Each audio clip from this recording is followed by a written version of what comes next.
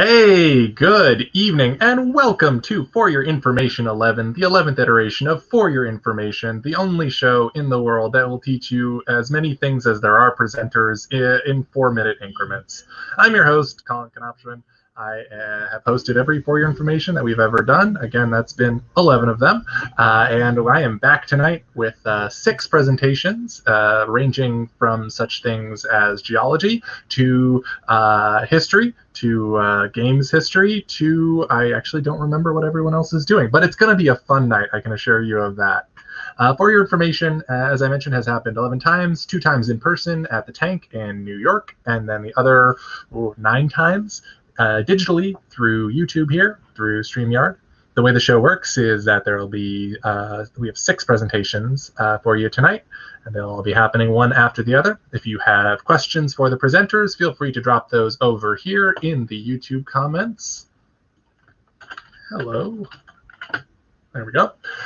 Or save them until the end, because at the end of the show, you'll have an opportunity to ask questions of any of the presenters if you want more information about the topic they have chosen to present about. Or if any of the presenters have any questions for each other, that's going to be the time to ask them. We need that time also to vamp, because at the end of the evening, there will be a poll out to all of you, our lovely audience, who will get to vote on your favorite presentation from the evening. The top 2 vote getters will then be awarded the fabulous cash prize of $10, which I am going to Venmo each of them. Truly an extravagance, a night of debauchery and fun. I'm so glad to have you all with us tonight. We have a lovely audience with us. And so, as is customary, I guess let's get started. I am the first one to do these things always, and I'm going to be talking a little bit about a waterfall. That's right. It's time to learn about River Warren Falls, my favorite waterfall that no longer exists, and how it shaped Minneapolis.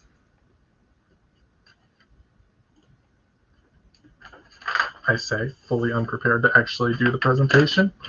I'll just move this over here. All right, here we go.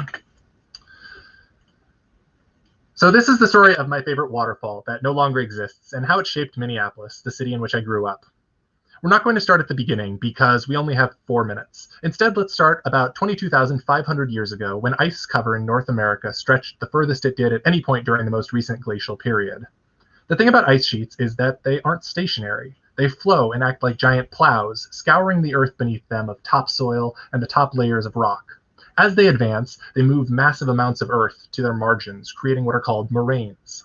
As the average temperature began to warm around 13,000 years ago, the ice sheet started to melt, but at least here, at the end of the North American ice sheet, there was nowhere for the meltwater to run. Bound on one side by the terminal moraines that they had created, and on the other side by the still frozen ice sheets themselves, the glacier's water pooled, creating Lake Agassiz, which covered more area at times than all our modern Great Lakes combined. So, 13,000 years ago, a huge amount of water had built up in Agassiz, and it needed somewhere to go. The terminal moraine here, at the Traverse Gap on the border of what is now Minnesota and North Dakota, was catastrophically destroyed by the built-up water pressure, and suddenly, as much as 304,000 cubic meters of water were flowing out of Agassiz every second. Water has tremendous erosive power, and it flowed powerfully eastward across southern Minnesota. When I said we weren't starting at the beginning of this presentation, I meant that all of this has happened before, more or less. Glaciation events like the one that was ending here have happened periodically across North America for the past several million years. Waterways have already eroded into Minnesota landscape time and time again, creating ancient rivers that were then filled with uncompacted sediment pushed by glaciers during the most recent glaciation. While the bedrock was strong, however, the rock that the glaciers pushed into the old riverbeds was less so. In what's now downtown St. Paul, the glacial river warren found an old riverbed filled in with stone and sediment. Almost immediately, the power of the water eroded and washed away the easily movable sediment, and the river warren took the old river's course. The water fell from the relatively flat new riverbed it had just created into this ancient riverbed it had just found, and this was River Warren Falls, 175 feet high and over half a mile wide, about the size of Niagara's Horseshoe Falls, but with a higher water flow. The bedrock beneath the new waterfall consisted of a strong, hard layer of limestone atop a soft, easily eroded layer of sandstone. The waterfall began to erode the sandstone, eating away at its own support until the limestone atop also gave way. In this manner, river-worn falls began to eat its way upstream, moving quickly in geologic terms towards Bidote. At this time, the Mississippi River was nothing special. It was just, some river, much smaller than the River Warren. The Mississippi flowed into the River Warren a few miles upstream from River Warren Falls, and within 1,000 or so years, the falls had eroded all the way back to Bidote, where the two rivers met. As the River Warren ate past Bidote, it created a huge drop for the Mississippi as well, creating a new waterfall, eventually known as St. Anthony. St. Anthony Falls also ate its way up the Mississippi, moving 10 miles in 8 to 10,000 years, a breakneck geologic speed. Europeans encountered St. Anthony Falls in the 1600s. Minneapolis was founded in the mid-1860s, by which point the falls had already moved upstream another 100 feet or so. Minneapolis grew off the strength of the hydropower of the falls, which were artificially impounded by a concrete apron to prevent them from eroding any further upstream. My favorite aspect of all of this is that if St. Anthony Falls had eroded upstream for about 400 more years naturally, it would have ceased to exist, as the bedrock geology changed to become less favorable to waterfalls. Minneapolis, then, appeared at the tail end of it all, at the vestiges of a once great waterfall which was itself the child of an even greater waterfall, itself the product of the end of an ice sheet that once spanned most of the continent. Thank you. All right. Welcome back. Thanks for listening about my favorite waterfall. A fun fact about Glacial Lake Agassiz is that it covered so much of northern Canada that there's all these, small kettle lakes and other small lakes all throughout northern Minnesota and northern Canada that feature the same fish species, but aren't connected in any way. And that's just because all of those lakes were at one point connected through Lake Agassiz, and then the water dropped, and so eventually all those little lakes became their own sort of biomes and their own basins with the same fish species spread all across them. Up next, we have Aaron Linker. Let's see, Aaron, where are you? Hey, Aaron. Hello. How you doing this evening? Pretty good. Let me turn off my AC here. So it's not so long. Okay. I will be presenting on shoot, where do I get back to the video here? This isn't Zoom. What's it called? This is StreamYard. StreamYard. Got it. Okay. All right. Hello. I'm going to be presenting on the Pirates of the Caribbean. And its Jewish legacy. The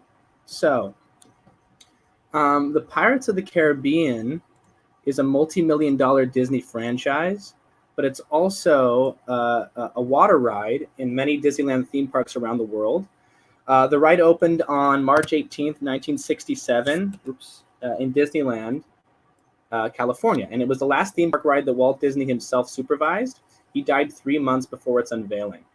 It was originally envisioned as a walk-through wax museum, and the idea was converted to a water attraction after the success of It's a Small World, which was a water attraction which originally was shown at the New York World's Fair in 1964.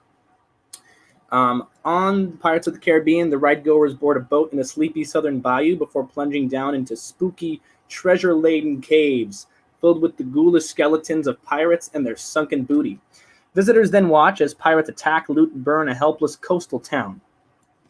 Much of the setting, or the influence for the setting of the ride, comes from the ports and coast of Louisiana. For example, the facade of the ride entry is based on the Barbeau building in Louisiana, which happens to also be the site of the Louisiana Purchase Transfer ceremonies, as well as the site of the landmark Supreme Court case Plessy versus Ferguson. The loading area is called Lafitte's Landing, which is based on the pirate Jean Lafitte, 1780 to 1823. He was most famous for helping America during the War of 1812 against the British.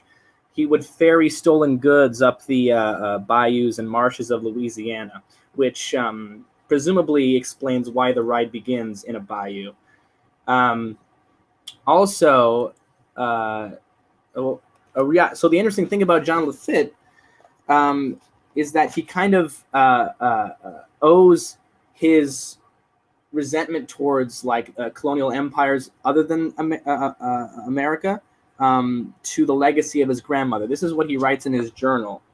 My mother died before I can remember, and my maternal grandmother, who lived with us, became a mother to me. My grandmother was of Spanish Israelite. My mother's father had been an alchemist with a good practice and patronage in Spain. He was a free-thinking Jew with neither Catholic faith nor traditional adherence to the Jewish synagogue. But this did not prevent him from dying of starvation in prison for refusing to divulge the technical details which the Inquisition demanded from all Jews. My grandmother's teachings inspired in me a hatred of the Spanish crown and all the persecutions for which it was responsible, not only against Jews.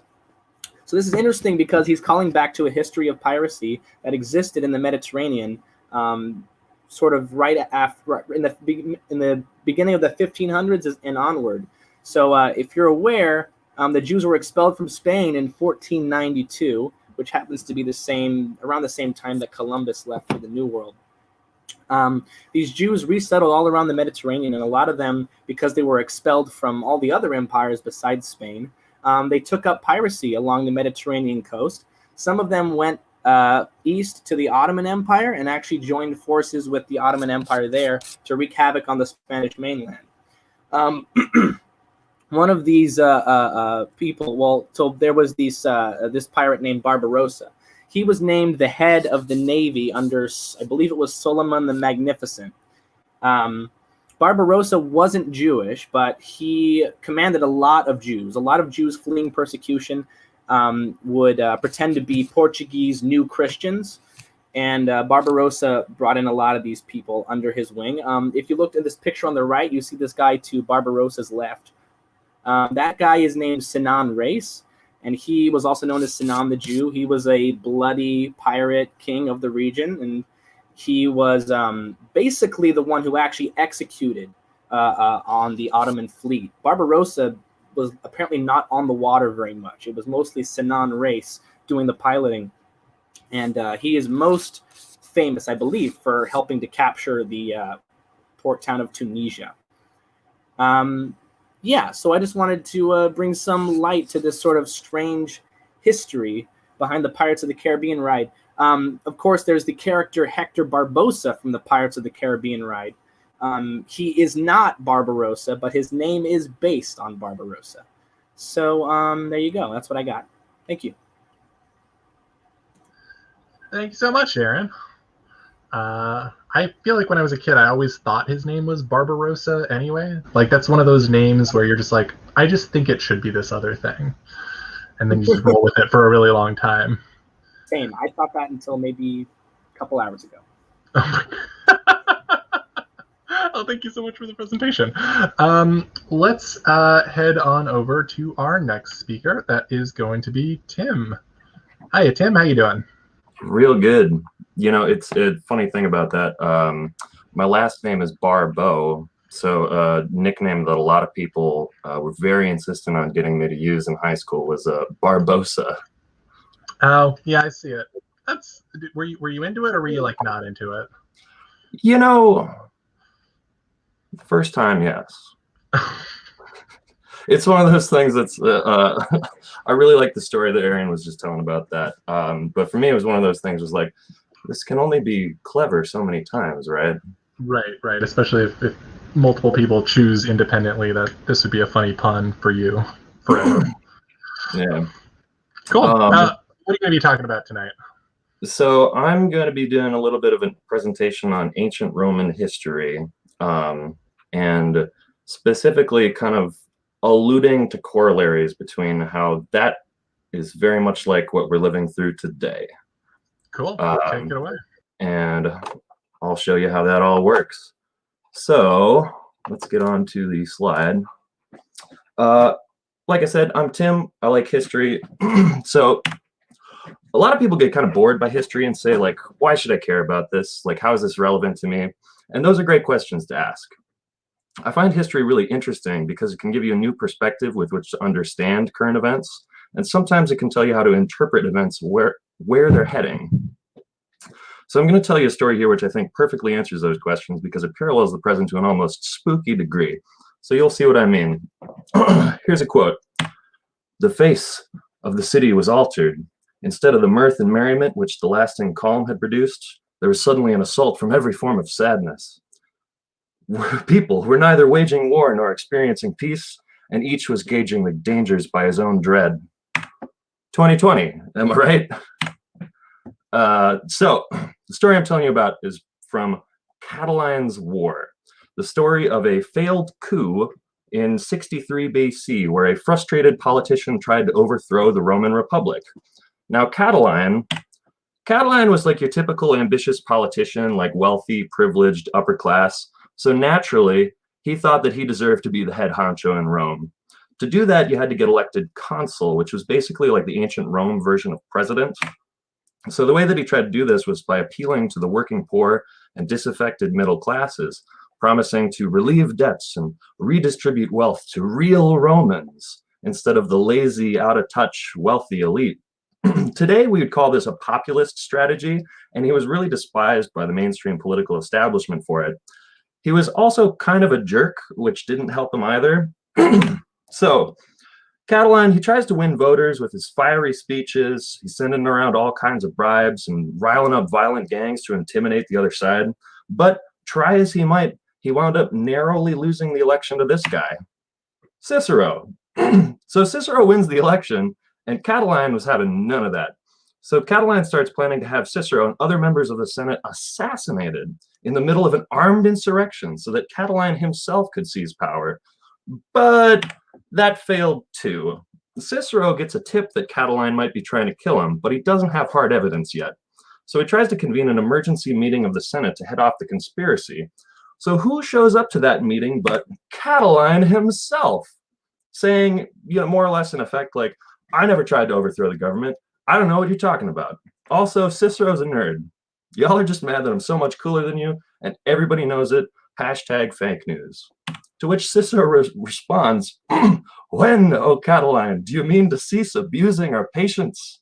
When is there to be an end of that unbridled audacity of yours, swaggering about as it does now? So, starting to feel the vibe in the room, Catiline decides to flee the city and get his army of supporters marching. Right after he leaves, however, the Senate finally gets cold, hard proof of just how big this conspiracy is, and they capture Catiline's biggest collaborators, who actually turn out to be other senators and high-ranking politicians. It's an inside job. So the Senate's fiddling over what to do. Do they kill the conspirators? Do they let them go? And who stands up to take the floor but Julius Caesar? Yes, that's Caesar. Caesar gets up and he basically says, whoa there, everybody. Maybe killing these dudes isn't a great idea. And the rest of the Senate is like, get real, Caesar. We got to kill these dudes. There's about to be a civil war, bro. And Caesar has this one quote, which I think is the key takeaway that I want you all to hold on to from this story. Who will criticize a decree passed against traitors? Time is the answer. It is possible that at another time, with another consul, something false will be believed to be true. Under this decree, who will restrain him? Basically, Caesar's saying, like, look at the history here, folks. It seems like in order to save the country right now, we might be signing it up for an authoritarian dictatorship in the future. So despite his impassioned rhetoric, the Senate decides to execute the traitors. This harsh punishment spooks a lot of his supporters into leaving Catiline's army. So Catiline, desperate, he leads what's left down into a blaze of glory, dying on the battlefield, thus putting an end to this dramatic episode in Roman history. But today, we know what happened next. Caesar himself actually went on to overthrow the Republic, making himself into a dictator and kickstarting the Roman Empire. He even copied a lot of the plays from Catiline's populist playbook to do it, promising the poor and middle classes a fresh start that would return Rome to its former glory. Hashtag make Rome great again. Now, history doesn't exactly repeat itself, but some people say it rhymes. And if you get a feel for its rhythm and cadence, kind of like Caesar did, you can start to see the patterns that tell you where it's heading next. And that, dear friends, is what this whole story is about. I'll post some links somewhere about here, but in the meantime, thanks for watching. Great to be here, everybody. Take care. Thank you so much, Tim. And I just want to share for our audience that you are our sole first-time presenter for your information. And great job on your first presentation. Yeah, thanks. I've watched a couple of them, so I'm hoping I kind of get the vibe. You definitely got the vibe. Nice. Thank you so much. All right, we'll Thanks have you for back having me. on later on when we pull everyone on for Q&A time. But right now, let's bring on returning 4YI presenter, Alex Cina-Bernard. Hey, Alex. Hello. How's it going? Oh, you know, doing all right. Enjoying some presentations. How are you doing? Pretty good. Yeah. What are you talking about tonight? I am going to talk about basically where Dungeons and Dragons came from. Amazing.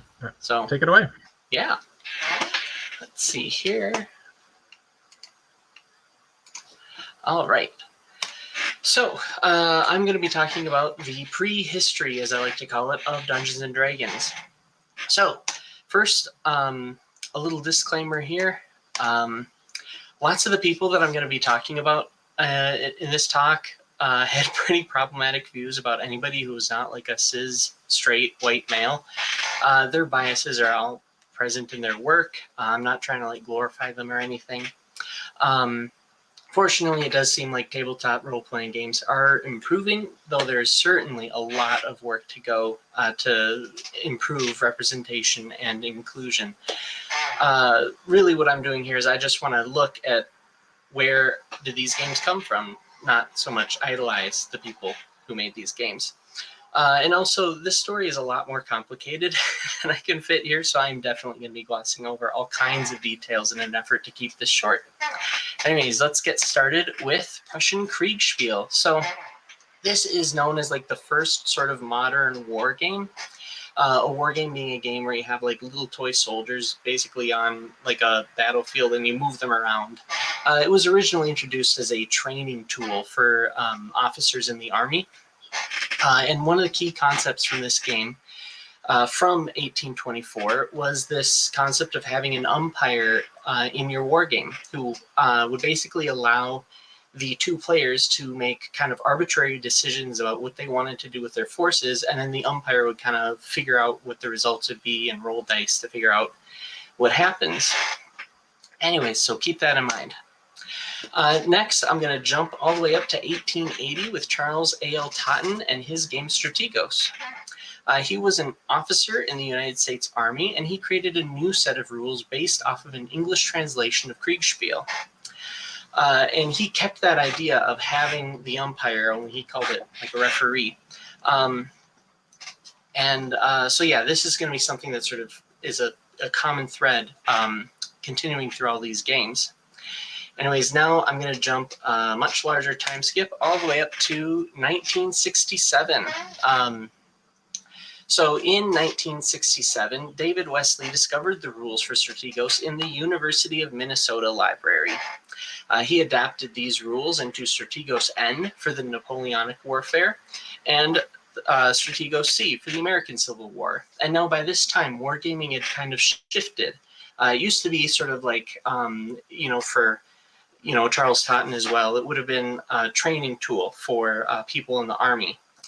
And I think to some extent today that is still the case. But at this point, it had really grown in popularity amongst like history geeks who would like to reenact historical battles and maybe see if they could figure out a different outcome or something.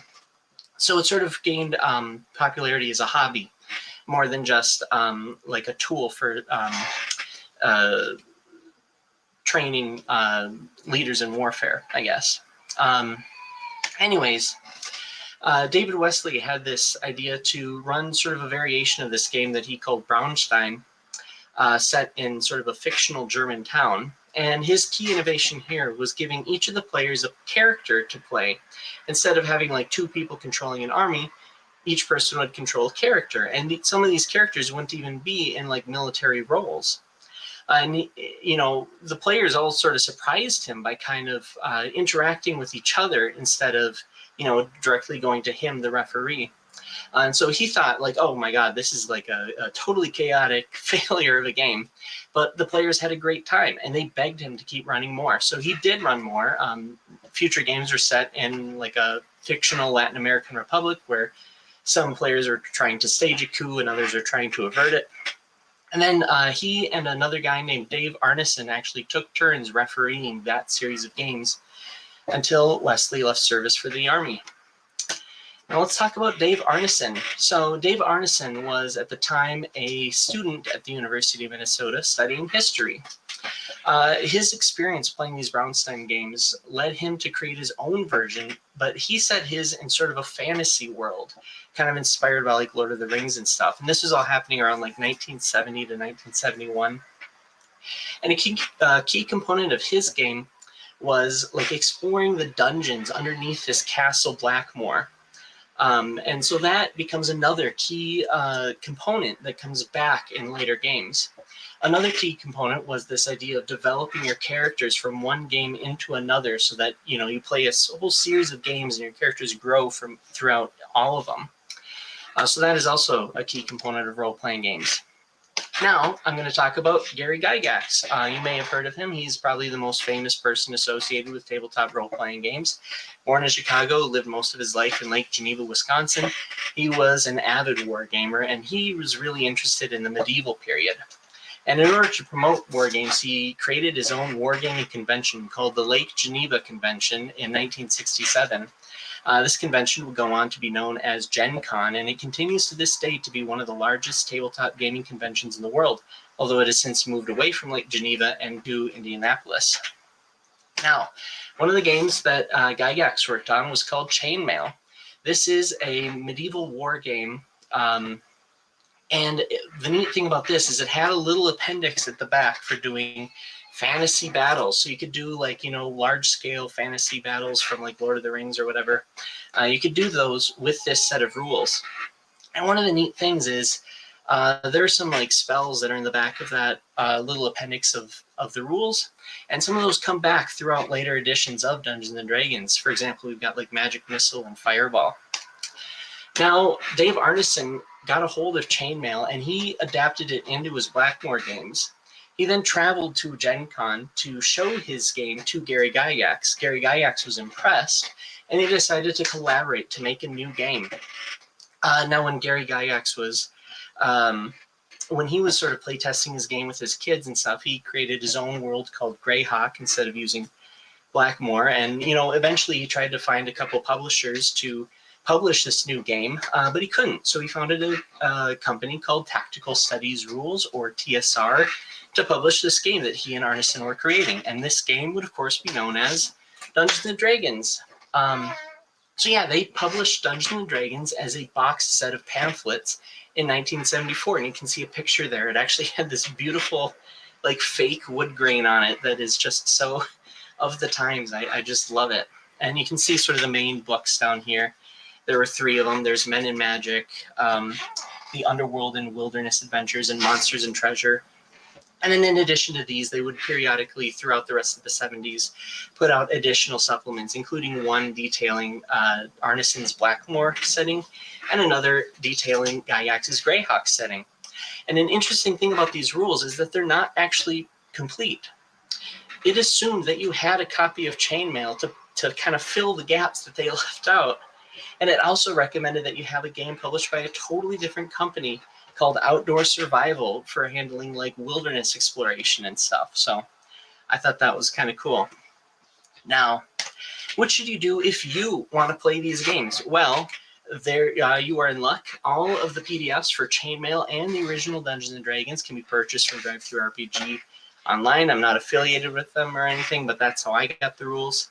There's also a game called Swords and Wizardry, which basically takes those rules, reorganizes them so they're not like totally horribly complicated anymore, and then puts them into this whole new concise game. And that is actually available as a free PDF from froggodgames.com. Not affiliated with them either. So yeah, that's where I'm going to call it for now. The story of Dungeons and Dragons is absolutely wild after this point, but that's for probably a future presentation. Thank you very much. Thank you so much, Alex. I know I always go wild when a new box of pamphlets drops. I just go out of my mind. I love pamphlets. Oh man, thank you so much. Yeah, you're welcome. I am gonna send you down to purgatory there, and let our audience know that if anyone watching tonight is interested in presenting in a future For Your Information, you are always welcome to shoot me an email at Collin, Collin, .a.ks@gmail.com. I'll get you on the list. We do this show about once every 2 months or so, and if you're interested in getting on the show, we don't really require anything of you, just a commitment to make a presentation and talk about something you care a lot about. All right, coming up next year, we have David Lawson, whose name I misspelled in the email earlier today. Hi, David, with a V. How you doing? I'm doing good, Collin. Show's been going great so far. Everyone's been terrific. I know. I love learning stuff.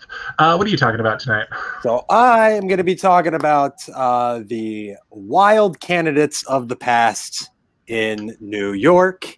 And let me share screen here. Boo, boo, boo. I'm always the slowest person doing this in tech, but here we go. All right. So, yeah, with primary day 2021 being tomorrow, I thought I would look at the wild New York candidates of the past. In 1994, Howard Stern announced that he was running for governor of New York State. And let me tell you, nothing says I am a serious candidate quite like having a press conference and literally saying, "Swear to you, I am a serious candidate for the governor of New York." Howard Stern dropped out before the election because he didn't want to disclose his personal financial information. In 1998, Al Lewis, Grandpa Munster from the Munsters, ran for governor of New York State. And he actually had a pretty good platform, as you can see from his campaign lit here: universal health care, a climate policy, emphasizing community nonviolence programs over the police. Pretty decent platform. Al Lewis's 1998 campaign to be governor of New York is mostly remembered for him suing the state of New York because Al Lewis wanted to appear on the ballot as Grandpa Al Lewis. This lawsuit was dismissed, and not only was it dismissed, but they called his logic tortured, as you can see in the last sentence of that government document there. Al Lewis finished with about 52,000 votes, good for 6th place in the governor election. Now, if you've lived in New York City long enough, you've probably seen this flyer before. It's from Kenny Kramer, the man who claims that he is the original inspiration for Kramer, the television character from Seinfeld. Now, in 2001, here in New York City, this happened. Then in 2001, 3 years after Seinfeld went off the air, this madman of the people became the Libertarian candidate for mayor of New York City. I'm Kramer. I'm running for mayor.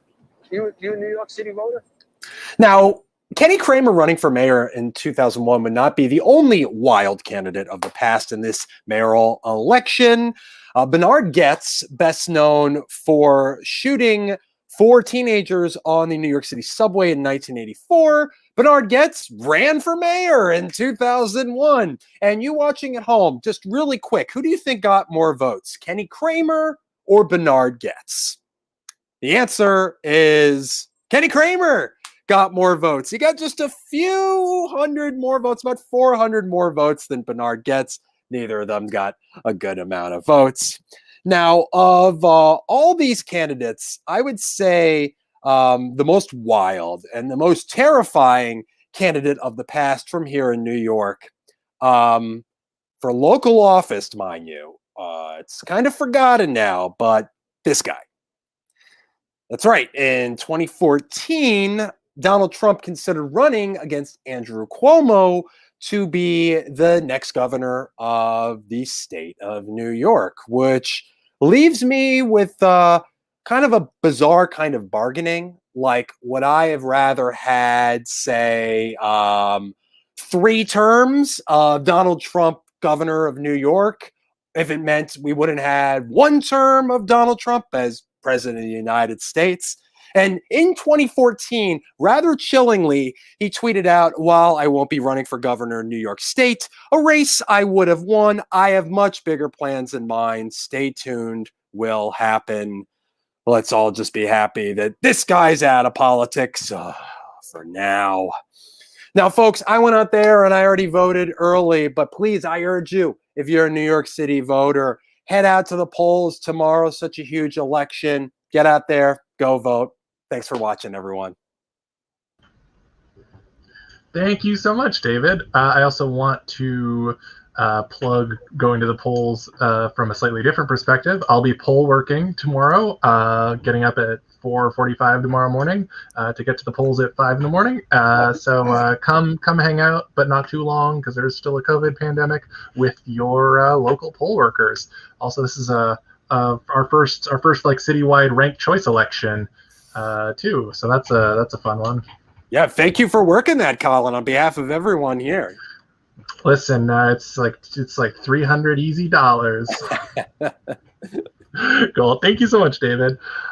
We are now at our final presentation of the night, after which point we'll have our Q&A session, so get those questions queued up in your barrels. Our final presenter of the night is my usual housemate, but presently not my housemate. I guess you're still my housemate, but you're not at my house. Landry Levine. Hello, thank you for having me from afar. Yeah, miss you. How you doing? I am doing all right here in Texas right now. Looking forward to being back in New York tomorrow. Already did my absentee ballot a few days ago, so we're all caught up on that. Love to see it. The show's been great so far. Thank you. Sorry, I got distracted by a comment that came in right there. But thank you so much. Thank you for being a part of it. Yeah, of course. And thanks everyone for being here today. So today I'm talking about, you might have seen in the news recently, in the past couple weeks, that Israel's Prime Minister, Benjamin Netanyahu, had been knocked out of being Prime Minister after 12 years. He was replaced by Naftali Bennett. But you might be wondering, how did Bennett, whose party got like 5% of the vote, how was he able to become Prime Minister? So luckily, my occasional deep dives on Wikipedia have allowed me to I think know what's up, kind of. So let me go ahead and share my screen with you now. And we will go ahead and get started talking about the Israeli political crisis of 2019 to 2021. Let's see, pull this up. Okay, so let's get some basics under our belt to start. So Israel's legislative body is the Knesset, which has 120 members. The Knesset has it's a one house legislative body, and all of the members are elected at the same time from a single nationwide electoral district to serve 4-year terms, unless an early election is called. When voters go to the polls, they vote for a party who has put up a list of candidates. Every party who gets at least 3.25% of the vote gets at least one seat, and seats are awarded proportionally based on the percent of the vote that each party gets. So because that threshold is relatively low, each Knesset will have many different parties represented, and no single party has ever won a majority of seats, which would be 61 seats, outright on their own. So for most of Israel's history, the politics have been dominated by either the Labor Party, which led all governments until 1977, but then was defeated by the right-wing Likud Party, which has dominated the political scene since Labor began to decline in the early 2000s. And you can see here, this is a list of prime ministers of Israel. It's Labor. They defeated in 77, and then it becomes much more back and forth. And once we get into the 2000s, Labor has never won leadership again. So in a typical Israeli election, whoever has the most support is tasked with forming a coalition of at least 61 members, theoretically to serve for 4 years until the next election. Israel's had 4 elections in the past 2 years. This is the political crisis of 2019 to 2021.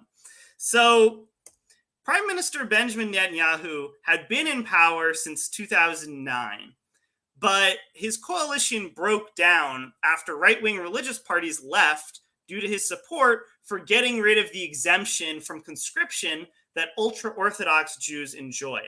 So they set an election for April 2019 that would center on corruption charges against Netanyahu, with an alliance of centrist political parties called Blue and White, led by former General Benny Gantz, forming to oppose Netanyahu.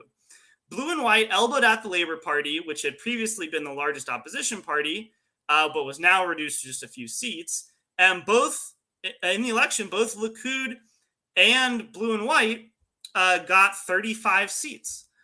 Likud was given the first chance to form a government, but they couldn't, still lacking the support of their traditional right-wing religious allies. But the right-wing parties could all agree on voting to call for a new election, which was set for September. The September 2019 election saw Blue and White win 33 seats, Likud won 32, but neither one was able to cobble together a majority coalition. So they dissolved the Knesset again and called for a third election. The March 2020 election saw Likud increase to 36 and Blue and White get 33 seats, but with Blue and White getting more recommendations from other parties to form a government.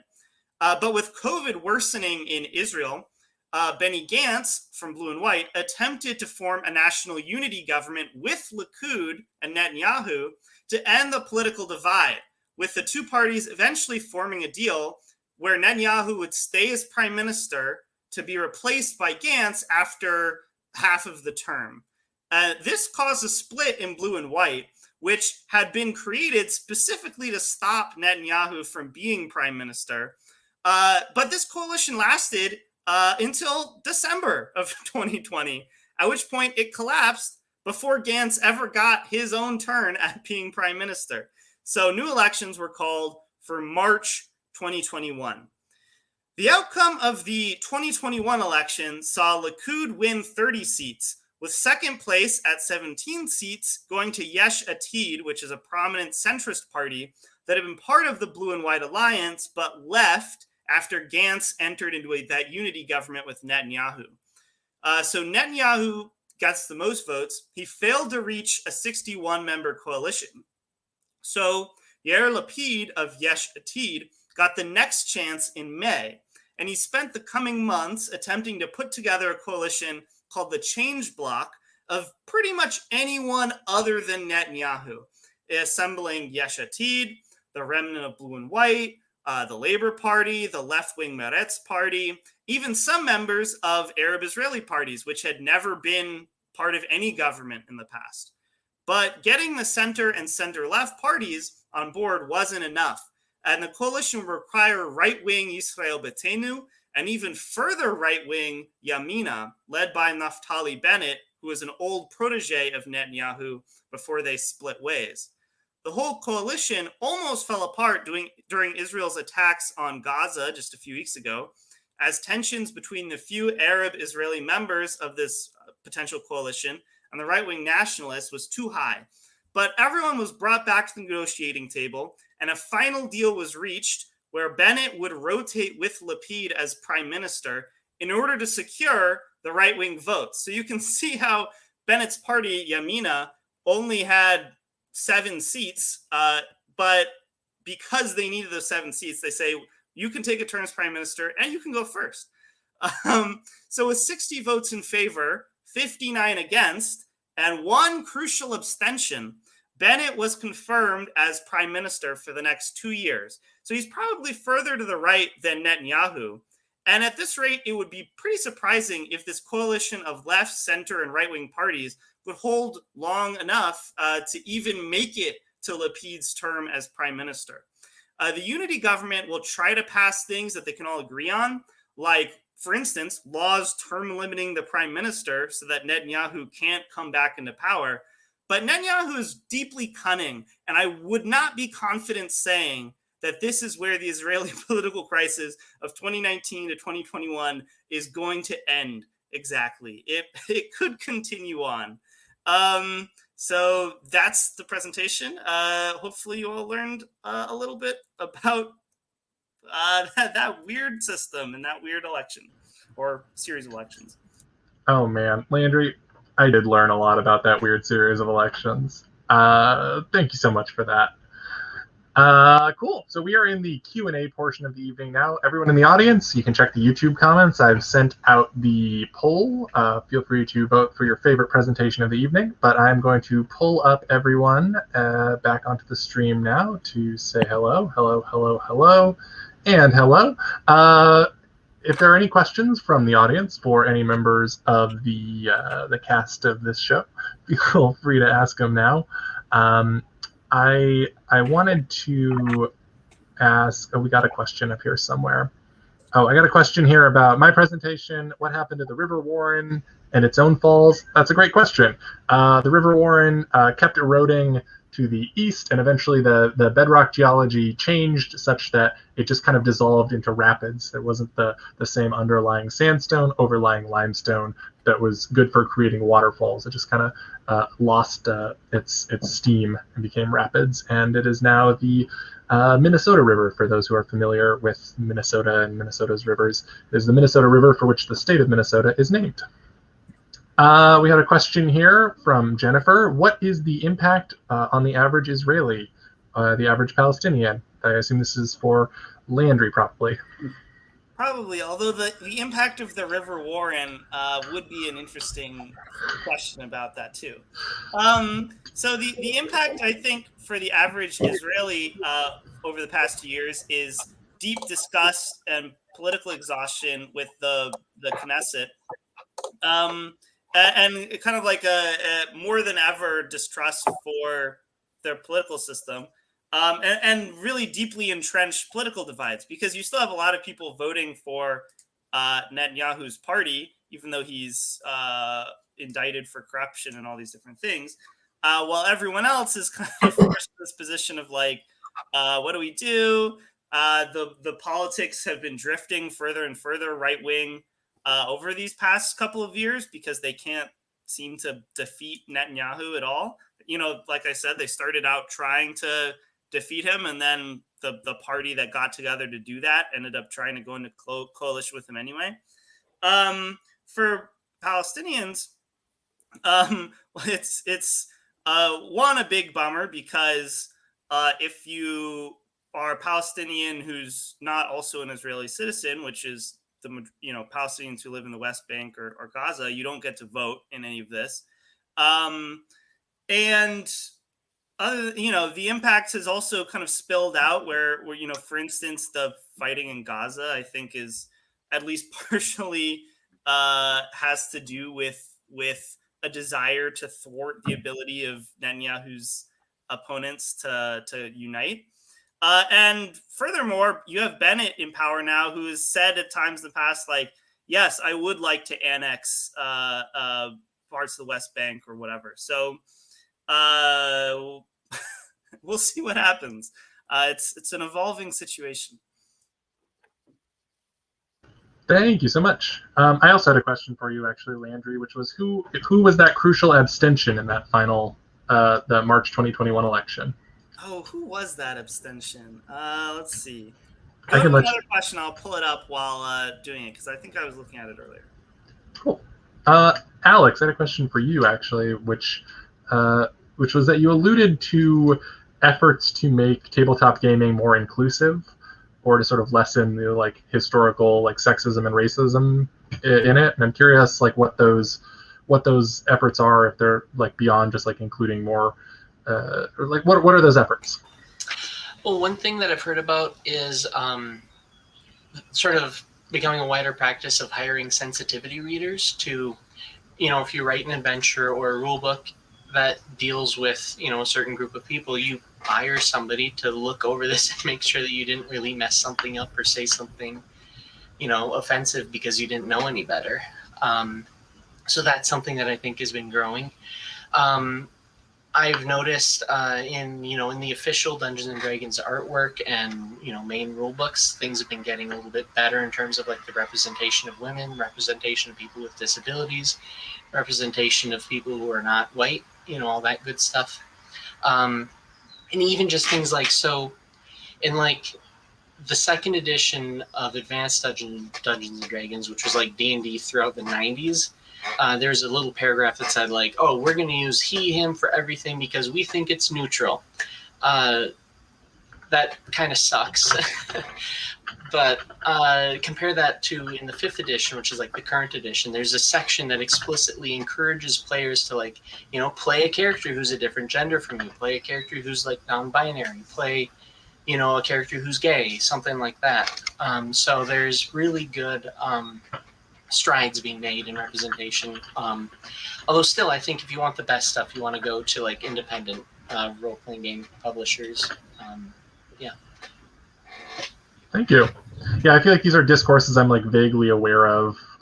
Not a huge role player myself at all, but like I feel like I've heard whispers of this, and it's all really fascinating. Like the way that people are sort of trying to build the inclusivity of these games beyond like this simple, like the first thing you might imagine, of including like more characters of X race or whatever within the game. Like the problems of the games are so much deeper than that. So the solutions around them also have to be like a lot more well thought out. I got another question here from Jennifer. Do geologists know how many cycles of ice sheet ebb and flow in that area have happened? There's like a lot. A lot is the short answer. Let me see if I have this graphic up here still. There have been like 4 major glaciations over the past like maybe million years. Nope, that's not doing it for me. The Wisconsinian was the most recent, the Illinoisan before that, the Kansan before it, and the Nebraskan before that. And a fun thing about that is if you've heard of the driftless area or the unglaciated area, that's this portion here in Minnesota, Iowa, Wisconsin, and Illinois, that at none of these most recent 4 glaciations was glaciated. It's just this area that has survived glaciation. So the exact reasons for that are not known, but the topography of that area is substantially different from everywhere else within Minnesota, Wisconsin, Illinois, and Iowa. It's a lot hillier, and there's a lot of plants that only exist sort of in that region. All right, cool. Last call for folks to, or I should ask before we do this, do any of our other presenters have questions for each other? Great.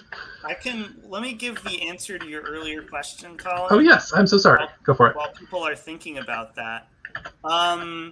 So the answer is that basically the weird thing about the election, the Arab-Israeli parties typically never are in government. The fact that the Change Bloc was able to appeal to the United Arab List, which is one set of the Arab-Israeli parties that's particularly more like religious or Islamist, they were able to kind of pull them in. But this one guy from the United Arab List, Saeed al-Harumi, abstained. And I think there were some other people who said they were maybe going to abstain as well. So it was coming from typically the Arab-Israeli parties don't do it, but some of them decided to jump in, but then one guy was like, nah, I'm going to abstain for reasons I don't yet understand. Cool. Thank you. We got one last question here. This one's for Tim, and the question is, what factors made Rome vulnerable to the populism that you talked about? Well, that's a really great question. And there can be a whole lot of answers to that naturally. But I think like one of the biggest ones that kind of, at least in like what I was kind of reading and going over and kind of like researching for the kind of presentation, was that about like 18, 20 or so years before the kind of Catalan conspiracy, there was actually another dude who got elected to be consul, who wound up basically kind of legally getting the election and kind of taking the whole legally taking the power of dictator sort of thing. Like it's a weird sort of thing, because in ancient Rome there was actually a literal office of dictator that was like in very extreme circumstances. That's like something that was like, okay, we normally don't have dictators, but just for right now we're gonna have one. And that guy who got that, his name was Sulla, And he was basically kind of doing a similar sort of thing, but he was more of like this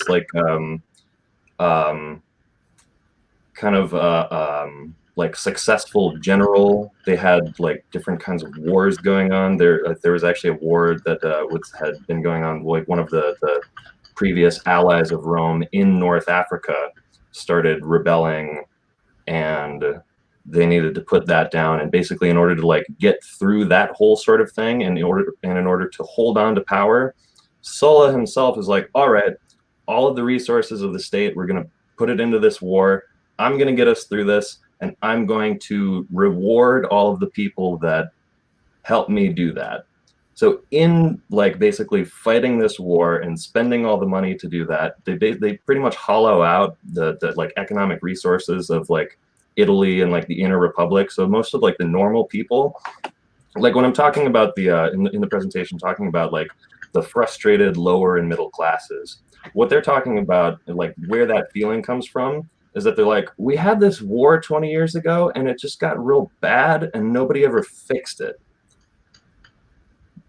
So when Collin comes along and he's like, hey, none of these guys are fixing it, vote for me and I'll fix it, it becomes a pretty convincing sort of thing. And it's like, it's kind of weird how this winds up being like a cycle, like 18 years after Sulla, there's Collin, then 14 years after Collin, there's Caesar. Just goes round and round like that, spiraling upwards. But that's the short answer to that. Thank you. I know I said that this last one is going to be the last question, but we got one more question here from Landry for David. Landry, if you want to ask it, feel free. Yeah. Any endorsements for tomorrow, David? Oh, yeah. I would say the two easiest citywide things to vote your conscience on are ranking Maya Wiley and Diane Morales for mayor, Brad Lander for comptroller or controller, whichever pronunciation you prefer. Beyond that, the other ranked choice stuff, oh boy, we would need to go to the bar and tip a pint and figure out, because it's going to be a wild day tomorrow and a wild couple weeks with the ranked choice voting. But I would say Maya, Diane, and Brad at the citywide. Those are the three, probably the three best running to rank. Yeah. Thank you. All right, folks, we have our winners of tonight's election. Tonight's poll here. Tying at second place, we have Landry and Tim. Congratulations, Landry and Tim. And coming in at first place, we have Alex. Congratulations to the three. I will Venmo you also. I loved the sort of inadvertent themes of history, and it was a real history. It was a real history for YI, which was fun. So I love how that came together, despite I think none of us going for that collectively. Thank you all so much for being with us. Again, if you are interested in being on the next one of these, just shoot me an email. My email address is down there at the bottom of the screen. It's great to have you all with us. Presenters, it was great to have you all on board presenting and talking inevitably about history. We'll probably be back in August, I imagine. Thank you all so much, and have a great night. See ya. Great to be here. Thanks. Bye.